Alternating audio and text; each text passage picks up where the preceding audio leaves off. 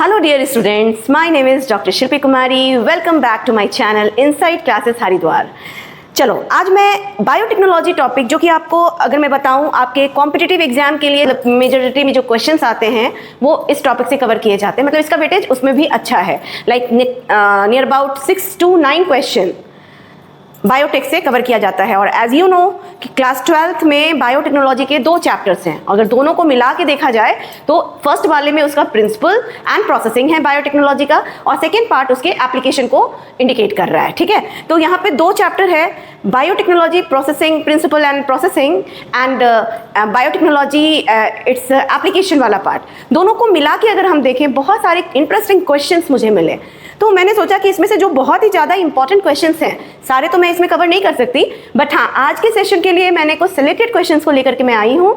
तो आप ध्यान से इसे सुनो, समझो, साथ ही साथ मैं इसको एक्सप्लेन करने के टाइम आपको कुछ इसके की कॉन्सेप्ट्स को भी डिस्कस करूँगी। ठीक है, और आप अपने कॉन्सेप्ट को क्लियर करके रखो, डेफिनेटली आपको ये टॉपिक के सारे क्वेश्चन समझ में आएंगे। Okay, now let's start the question number 1, Agrobacterium tumefaciens. देखो पहले मैं ये बात बता दूं, इस पे भी बहुत सारे क्वेश्चंस आते हैं। एग्रोबैक्टीरियम ट्यूमेफेशियन है क्या? ये सॉइल इनहैबिटिंग बैक्टीरिया है, सॉइल में रहने वाला बैक्टीरिया। इस पे भी क्वेश्चन आया हुआ है। आगे पढ़ती हूँ।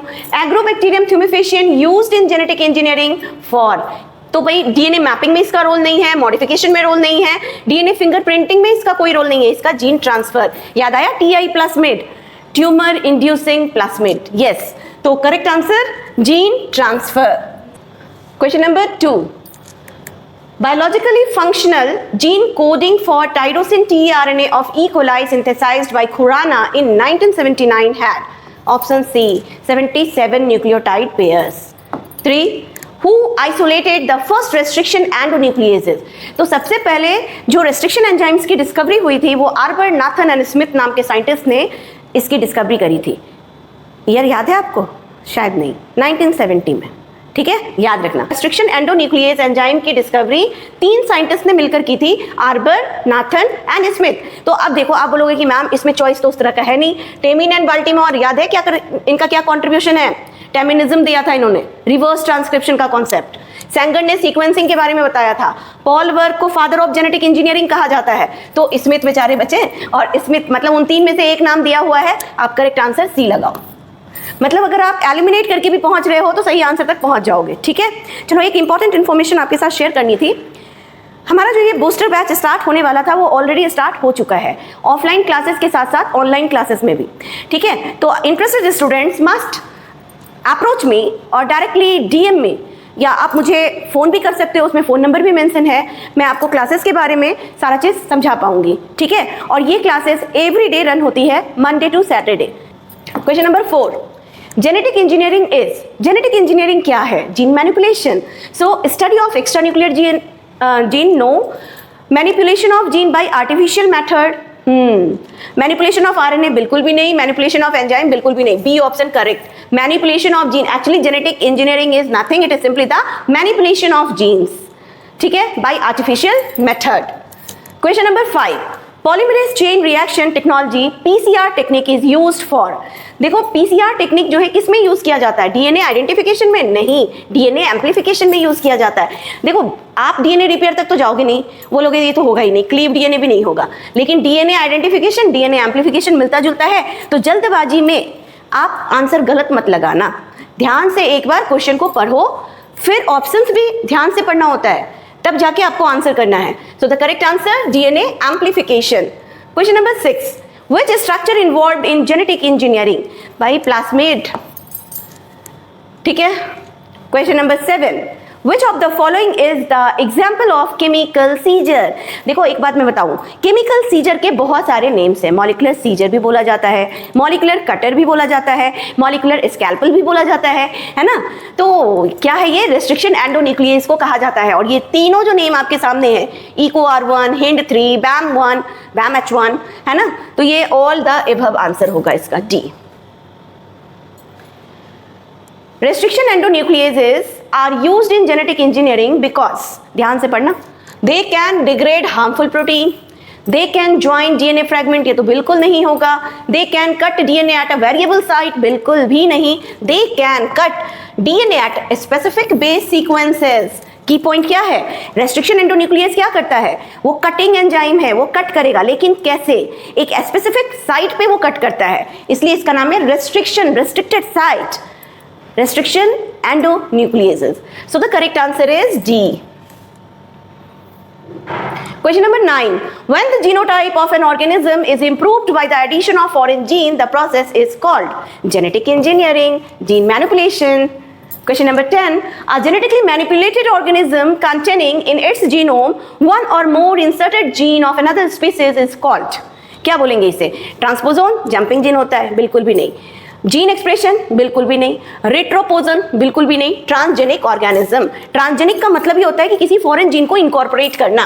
तो genetically manipulated organism containing its genome one or more inserted gene of another species, हो गया ना, फॉरेन जीन को इंसर्ट किया, and this is called the transgenic organism. C option correct.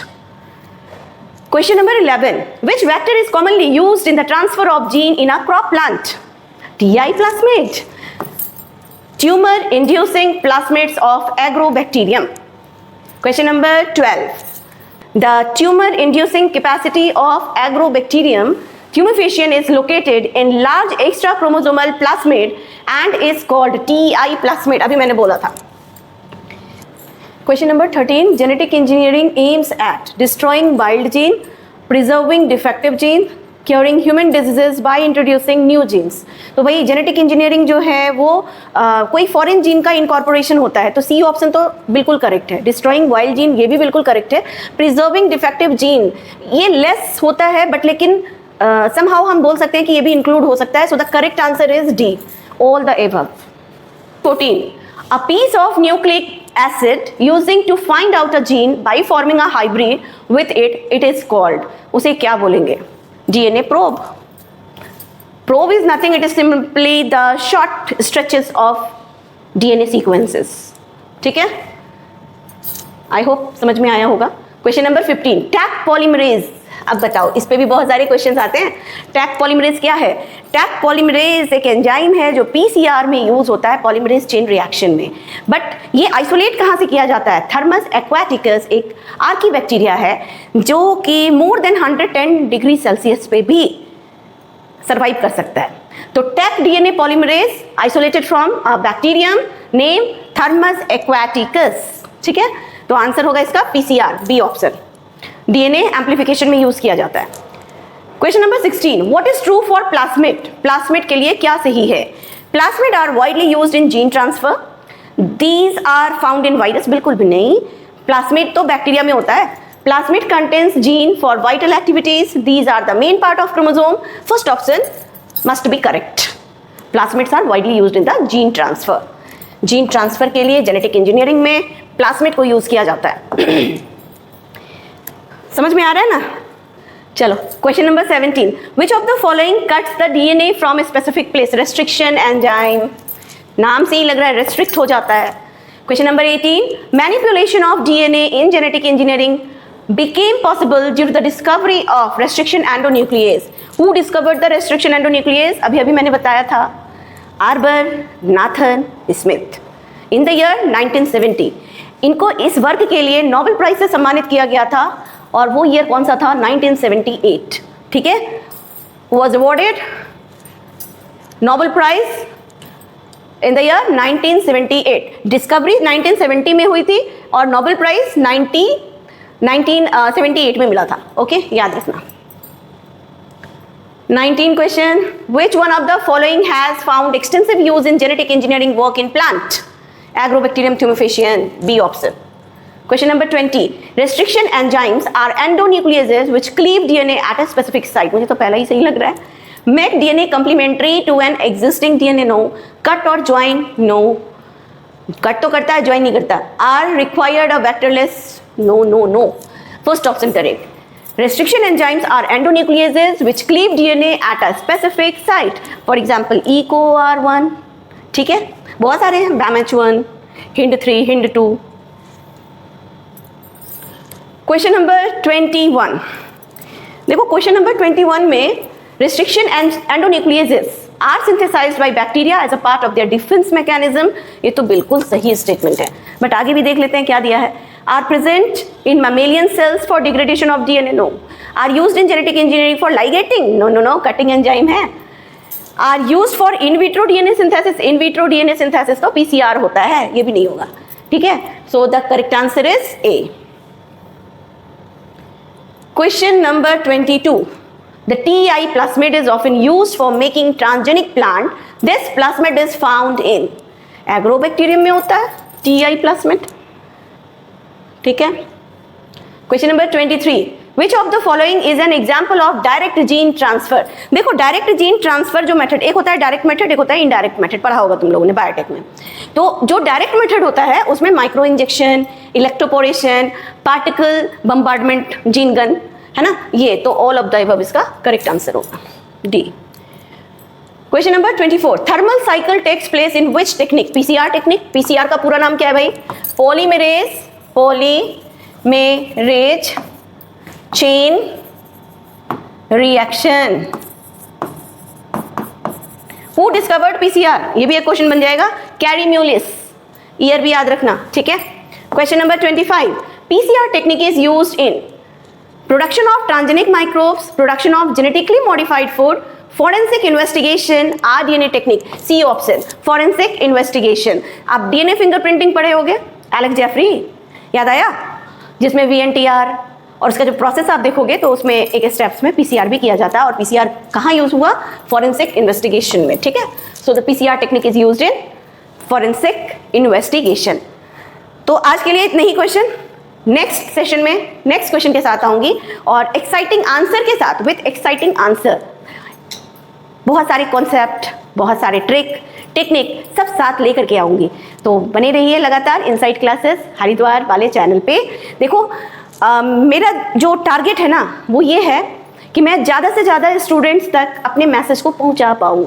बाकी मेरा ऑफलाइन क्लास तो हरिद्वार में चल ही रहा है, ऑनलाइन में मतलब ऑल ओवर द इंडिया बोलो, वर्ल्ड वाइड बोलो, लोग मेरे कॉन्सेप्ट, मेरे वे ऑफ टीचिंग को देखें, समझें और अप्रिशिएट करें डेफिनेटली। और ये जो पढ़ाई है वो उन सारे बच्चों को काम आएगा जो कॉम्पिटिटिव एग्जाम्स देने वाले हैं या एकेडमिक कोर्स में हैं, और मतलब उनका 11th या 12th का एग्ज़ाम आने वाला है या फिर कोई कॉम्पिटिटिव एग्जाम्स देंगे, उन सब में ये बेनिफिट देगा। बट शर्त ये है, ये मैं इतने अच्छे से एक्सप्लेन इसलिए कर पा रही हूँ क्योंकि इसका पूरा कॉन्सेप्ट मेरे पास है।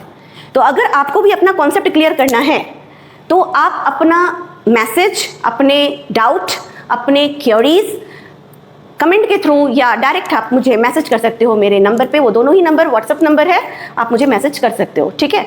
मुझे भी काफ़ी अच्छा लगेगा। और डेफिनेटली जिन लोगों ने मेरे चैनल को सब्सक्राइब नहीं किया है तो फाइनली आप चैनल को सब्सक्राइब कर लो, इसमें आप ही का बेनिफिट है। लाइक भी करो, शेयर भी करो, सब्सक्राइब भी करो और साथ में कमेंट भी करो, ठीक है। अच्छा लगेगा मुझे, आपके सजेशंस भी मैं अप्रिशिएट करूँगी। चलो फिर मिलती हूँ नेक्स्ट सेशन में। Till then bye.